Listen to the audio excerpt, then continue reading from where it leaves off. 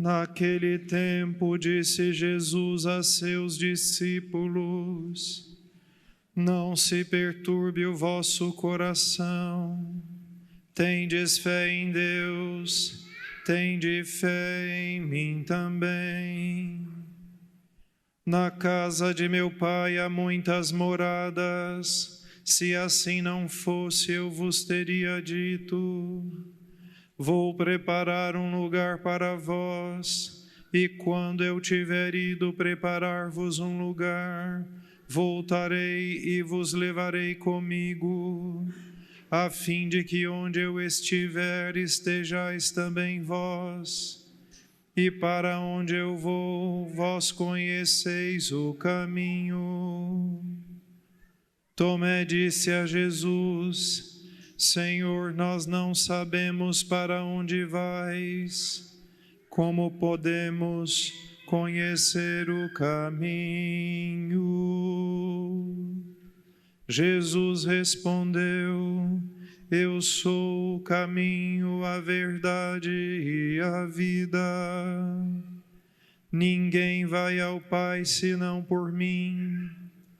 Se vós me conhecesseis, conheceríeis também o meu Pai, e desde agora o conheceis e o vistes. Disse Filipe: Senhor, mostra-nos o Pai, isso nos basta. Jesus respondeu: Há tanto tempo estou convosco, e não me conheces, Filipe. Quem me viu, viu o Pai. Como é que tu dizes: mostra-nos o Pai? Não acreditas que eu estou no Pai e o Pai está em mim? As palavras que eu vos digo, não as digo por mim mesmo, mas é o Pai que, permanecendo em mim, realiza as suas obras. Acreditai-me, eu estou no Pai e o Pai está em mim. Acreditai ao menos por causa destas mesmas obras. Em verdade vos digo: quem acredita em mim fará as obras que eu faço, e fará ainda maiores do que estas, pois eu vou para o Pai.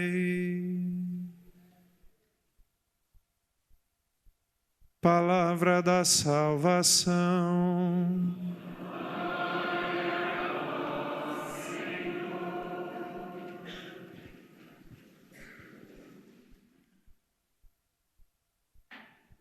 Meus caros irmãos, eu disse a vocês quando nós começamos o tempo, a partir do segundo domingo da Páscoa, que ao longo desse tempo pascal nós ouviríamos textos diversos, mas prioritariamente os textos desse tempo pascal são tirados do Evangelho de São João, isto ainda mais particularmente durante a liturgia da semana.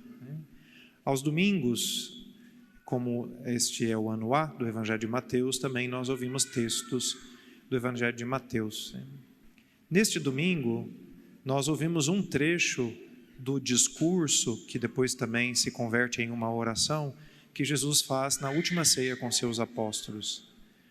O texto que veio antes deste que nós lemos, nós o lemos durante a Semana Santa.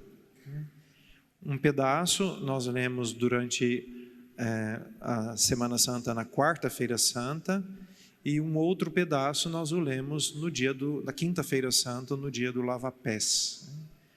Nesse momento da vida de Jesus, ele faz um anúncio que certamente perturbou o coração dos apóstolos, que foi a traição da parte de algum deles, que depois suscitou aquela pergunta: Senhor, será que sou eu?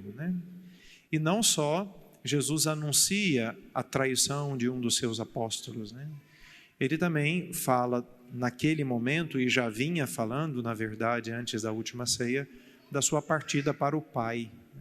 Então, seja um fato que outro, né? Ou seja, seja o anúncio da sua partida para o Pai, que o anúncio da traição, certamente colocaram os apóstolos numa situação de perturbação interior.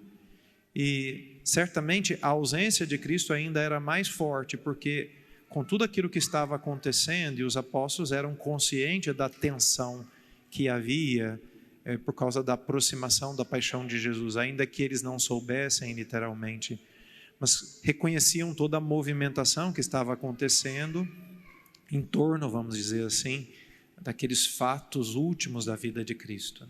Então, o coração dos apóstolos estava realmente perturbado. Por isso, o texto de hoje, né, começa com esta afirmação de Jesus que quer dar sustento aos seus apóstolos, né? Não vos perturbe o vosso coração. Mas da onde vem esta segurança, né, que Cristo quer dar aos seus apóstolos? Não era uma segurança humana, porque do ponto de vista humano, natural ou mais imediato, Cristo mesmo sabia que estava prestes a ser preso, passar por um processo iníquo e terminar morrendo aquela morte que na sua época era uma morte maldita, a morte de cruz. Então, Jesus não quer oferecer aos apóstolos uma confiança ou um sustento interior que vinha de onde esse sustento não poderia vir, ou que essa segurança não poderia vir. Por isso a expressão seguinte é muito importante, né? A primeira parte é um reconhecimento. Tendes fé em Deus. Cristo sabia disso, que aqueles apóstolos eram crentes, ou seja, pessoas de fé. Mas depois, e esta é uma afirmação importante, né? Que é o imperativo que Cristo faz aos seus apóstolos, né? Tende fé em mim também. E é desta fé na pessoa de Jesus Cristo é que, podemos dizer assim, os apóstolos encontrariam, ou nesta fé na pessoa de Jesus Cristo, que os apóstolos encontrariam a segurança que precisavam para viverem aqueles momentos delicados da vida de Jesus e das suas vidas também, mas não só para aquele momento, mas para toda a sua vida.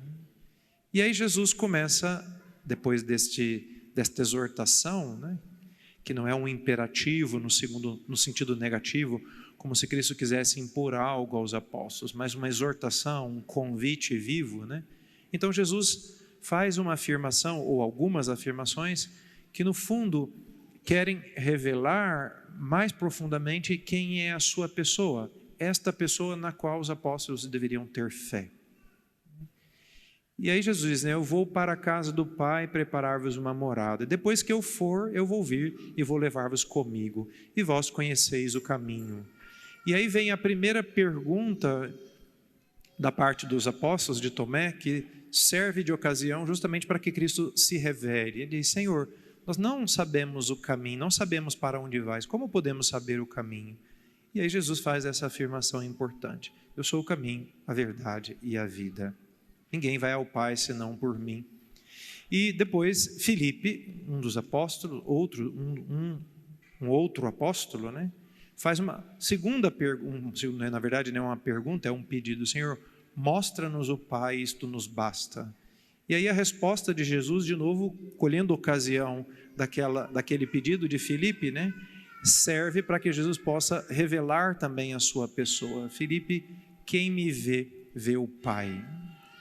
Esta dupla afirmação de Jesus, eu sou o caminho, a verdade e a vida, e esta outra afirmação, quem me vê, vê o Pai, faz com que Cristo entre, podemos dizer assim, no núcleo central da sua própria pessoa. Na verdade, com isto, Cristo está querendo dar-se a conhecer aos apóstolos, justamente para que eles pudessem fazer aquele ato de fé, aquele ato de adesão, podemos dizer assim, à sua pessoa. De um lado, Jesus é para nós o rosto do Pai encarnado. Com a encarnação, o que na verdade aconteceu é que o Filho de Deus, ou a segunda pessoa da Santíssima Trindade, assume a nossa condição humana. E por isso, Deus agora tem um rosto. né? São Paulo depois vai dizer que Jesus é a imagem do Deus invisível. Então, na humanidade de Cristo, nas suas palavras, nos seus gestos, em tudo aquilo que Cristo viveu, tudo aquilo que Cristo fez, né? Então, na verdade, Cristo estava nos revelando o Pai. Então, através da humanidade de Jesus, que era a verdadeira humanidade, por isso aquela humanidade que São Paulo poderia chamar de imagem de Deus, né? Então, na pessoa de Jesus Cristo, na humanidade de Jesus Cristo, melhor dizendo, Deus através de Jesus Cristo pôde falar conosco numa linguagem humana, pôde dar-se a conhecer de um modo que nós, seres humanos, seríamos capazes de compreender. Porque naquele homem, porque Cristo era verdadeiro homem, naquele homem, o Pai podia falar palavras humanas, podia ter ações humanas, poderia, portanto, se revelar de uma maneira humanamente compreensível. Por isso que, de um lado, podemos dizer, Cristo é para nós a revelação do Pai, né? E é muito bonito porque quando nós ouvimos tudo aquilo que os apóstolos falaram de Jesus e escreveram de Jesus, ou a gente pode dizer, falaram de Deus e escreveram de Deus, na verdade, não fizeram por uma especulação. Não é que os apóstolos eram filósofos e ficavam lá pensando assim filosoficamente sobre Deus, né? E não é que eles ficavam lá assim tentando imaginar coisas. No fundo, os apóstolos viveram com Jesus, conviveram com Ele, comeram com Cristo, dormiram nos mesmos espaços em que Cristo dormiu, viram Jesus fazer milagres, o ouviram pregar, né? Viam tudo que Cristo fez e falou, né? E pouco a pouco, então, neste convívio com Cristo, ou seja, através da sua humanidade, podiam chegar ao mais profundo da própria intimidade divina. Por isso São João, né, que caminhou com Jesus durante aqueles 3 anos, como os outros apóstolos, que foi o apóstolo que esteve aos pés da cruz de Jesus e que depois conviveu com Jesus ressuscitado, foi testemunha da sua ressurreição e da sua ascensão ao céu. E ainda depois, não só isto, né, foi testemunha inclusive da vinda do Espírito Santo, podia dizer, Deus é amor, né? Ele não fez isto, como eu disse, por uma especulação, né? Fez porque conviveu com Jesus. E particularmente tendo sido testemunha da oferta que Jesus fez na cruz, podia falar da própria intimidade divina com uma propriedade e com uma exatidão muito grande. Então, por que São João podia fazer esta afirmação? Por causa de Jesus, da pessoa de Jesus Cristo, né? Então, de um lado, Cristo é a revelação do Pai para nós. E Ele também é a revelação do Pai para nós, porque Ele é a própria verdade. Então, nesta verdade que é Jesus Cristo, o Pai se revela a cada um de nós. Mas há um segundo elemento muito importante, que também Cristo nos revela, né? Ele é o caminho que nos conduz para o Pai. Essa imagem do caminho sempre foi muito importante para o povo de Israel. Por quê? Porque eles caminharam durante os 40 anos procurando, né, o caminho para chegar até... Não procurando, né? Eles caminharam durante 40 anos para entrar na terra prometida. Então, a ideia do caminho, inicialmente, tem a ideia da purificação, da procura da salvação, né? E esta ideia permaneceu presente ao longo da história do povo de Israel. Com o anúncio do Evangelho e com a pregação de Jesus, Cristo nos propõe o caminho de uma outra maneira. Ele está nos propondo um novo modo de vida.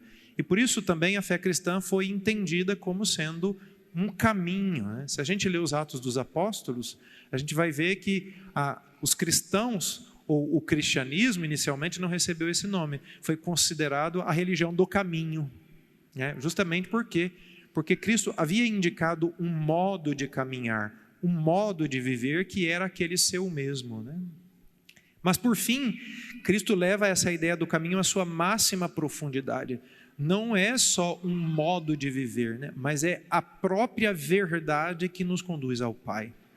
Então, Cristo é o caminho, justamente porque Ele é a verdade que nos revela, de um lado, o Pai, mas isso aqui é muito importante. Também Cristo nos revela a nós mesmos como um homem.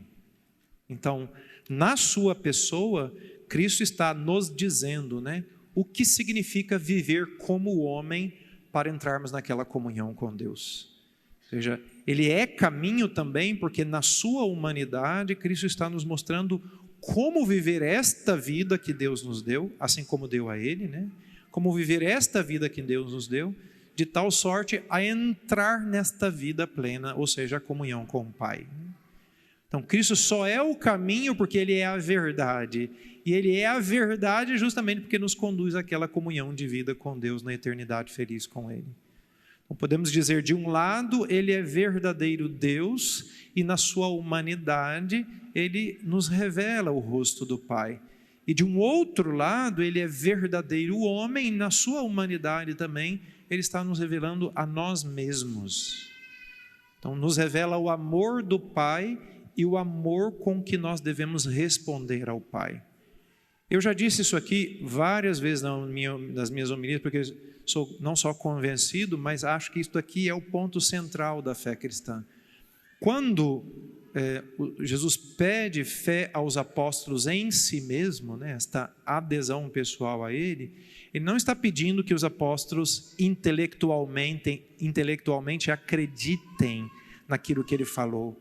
Não era uma adesão intelectual, espiritual que Cristo estava pedindo aos apóstolos. Na verdade, o que Cristo estava pedindo era adesão da própria vida à sua pessoa. A segurança dos apóstolos viria porque aderindo a Cristo, ou seja, assumindo aquele mesmo estilo de vida de Jesus, né? Então, eles caminhariam seguramente para a vida plena na comunhão com Deus. Então, a adesão pessoal que ele estava pedindo aos apóstolos, na verdade, é assumir a sua própria vida, vamos dizer assim, como elemento central da sua própria existência. E aqui está, vamos dizer assim, o ponto de partida da nossa vida cristã. Nós não somos cristãos porque obedecemos uma série de leis e de mandamentos, ainda que eles sejam muito importantes e ainda que eles façam parte da nossa vida. Nós não somos cristãos simplesmente porque repetimos alguns ritos, por mais sagrados que eles sejam, né? Inclusive, estamos aqui celebrando a Santa Missa, que tem um rito próprio e que nós o repetimos constantemente, né? E que é parte fundamental do nosso caminho da fé cristã. Na verdade, é o cume da nossa existência cristã. Mas tudo isso tem que ganhar um sentido novo, justamente porque nós aderimos à pessoa de Jesus Cristo. Porque nos encontramos com Ele de alguma maneira, ouvindo a sua palavra, o recebendo na Eucaristia. De algum modo, o Senhor um dia nos encontrou e nós nos encontramos com Ele. E daqui brota então aquela mesma resposta de fé que Cristo recebeu dos apóstolos, que pediu aos apóstolos e que pede também a nós, né? De ter fé nele, ou seja, de assumirmos a vida de Cristo para nós, né? Só assim, depois todas as outras coisas, né? Participar da missa, rezar, viver vai ganhando esse sentido autêntico da fé cristã, que é a nossa resposta, né? É bom lembrar, e com isso eu queria concluir, que estas palavras hoje são muito colocadas em questão, particularmente a ideia de verdade. Então, hoje, neste clima de relativismo que nós vivemos, de subjetivismo, o homem custa a aceitar que haja uma verdade capaz de libertá-lo, uma verdade capaz de dar vida plena a ele. A argumentação intelectual pode não ser suficiente, talvez, para que a gente se convença disto, mas tem uma coisa que é inequívoca, que é a vida daqueles homens e mulheres que aderiram pessoalmente à pessoa de Jesus Cristo. A vida de todos aqueles que nos precederam, aqueles cristãos que antes de nós, com o preço inclusive da sua vida terrena, da sua vida mortal, seguiram Jesus Cristo. Que tiveram a coragem de abandonar tudo, de abrir mão de tudo, de perder tudo para não perder a sua relação com Cristo, né? O que estes homens fizeram e o efeito que na vida deles teve a adesão a Cristo é para nós uma prova inequívoca de que, de fato, a verdade de Cristo nos leva à plenitude da nossa existência. Louvado seja o nosso Senhor Jesus Cristo.